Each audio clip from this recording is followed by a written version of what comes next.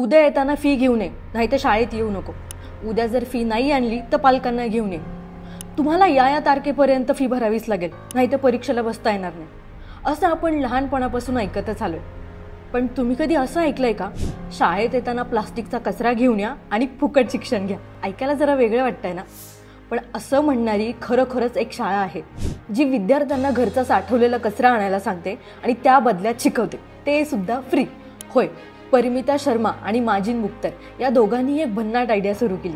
त्याबद्दलच आपण आजच्या व्हिडिओत पाहणार आहोत.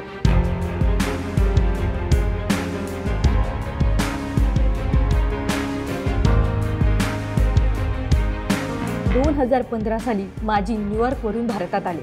त्यावेळी त्यांची भेट परिमिता यांच्याशी झाली. त्यावेळी Paramita Tata institute of social सायन्सेसमध्ये सोशल वर्कमध्ये मास्टर्स करत होत्या. माजिद आणि परिमिता यांचे गोल्स आणि आयडिया एकमेकांशी जुळत असल्याचं त्यांना जाणवलं. मग त्यांनी सोबत काम करायचं ठरवलं. 2016 साली आसाममधील गुवाहाटीजवळील पामोही गावात त्यांनी अक्षर स्कूलची स्थापना केली. या गावातील लोक थंडीच्या दिवसात शेकोटी घेण्यासाठी प्लास्टिकच्या कचऱ्याचा वापर करायचे, ज्यामुळे त्यांच्या आरोग्याला मोठा धोका निर्माण व्हायचा. परिमिता आणि माजिद या दोघांनी पामोही गावात घरोघरी जाऊन लोकांना समजावले, ते जे शेकोटीसाठी प्लास्टिकचा कचरा वापरतात तो त्यांच्या आरोग्यासाठी घातक आहे. यावरूनच त्या दोघांना अक्षर स्कूलची आयडिया सुचली आणि त्यांनी प्लास्टिकच्या कचऱ्याच्या बदल्यात मोफत शिक्षण देण्याचं ठरवलं. त्यांनी शाळा सुरू केली तेव्हा शाळेत फक्त 20 विद्यार्थी होते. आज अक्षर स्कूलमध्ये 100हून अधिक विद्यार्थी शिक्षण घेत आहेत. शाळेतील प्रत्येक विद्यार्थी प्रत्येक आठवड्याला 25 प्लास्टिकच्या वस्तू आणतो आणि त्या बदल्यात त्याला मोफत शिक्षण दिले जाते. आणि असं शिक्षण देणारी ही भारतातील पहिली शाळा ठरली आहे. आज भारतात प्रत्येक दिवशी जवळपास 26,000 टन प्लास्टिक जमा होतो. एक प्लास्टिकची वस्तू डिकंपोज होण्यासाठी वर्षानुवर्षे लागतात. आज पामोही गावात फक्त कचरा साठवला जात नाही, तर तो रिसायकलही होतो. त्या प्लास्टिकच्या कचऱ्यापासून हे दाम्पत्य आजूबाजूला लावलेल्या झाडांना कुंपण बनवतात. कचऱ्याचं विघटन करून विटा, पायऱ्या बनवल्या जातात.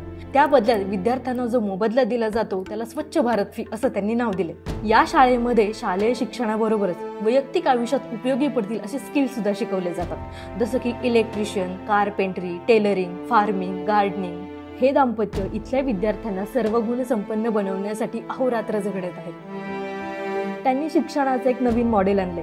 तिथे शिकणारे विद्यार्थीच पुढे जाऊन तिथले शिक्षक बनतात. पूर्णतः लोकांनी दिलेल्या देणगीवर सुरू असलेल्या या शाळेला नॅशनल इन्स्टिट्यूट ऑफ ओपन स्कूलिंगची मान्यता प्राप्त आहे. परिमिता आणि माजिद या दाम्पत्याला असं वाटतं की ज्या पद्धतीने त्यांनी एका सोशल इश्यूला एज्युकेशन सिस्टीमचा भाग बनवलं, तसंच बाकीच्या शाळांनी सुद्धा ही पद्धत राबवली पाहिजे. आज आसाममध्ये अनेक सरकारी शाळांमध्ये ही पद्धत राबवली जात आहे. आज एवढ्या छोट्या छोट्या विद्यार्थ्यांना प्लास्टिक आणि त्याचे दुष्परिणाम या वयात या शाळांमुळे कळायला लागले. आपणही प्लास्टिकबद्दलचा अवेअरनेस वाढवला पाहिजे.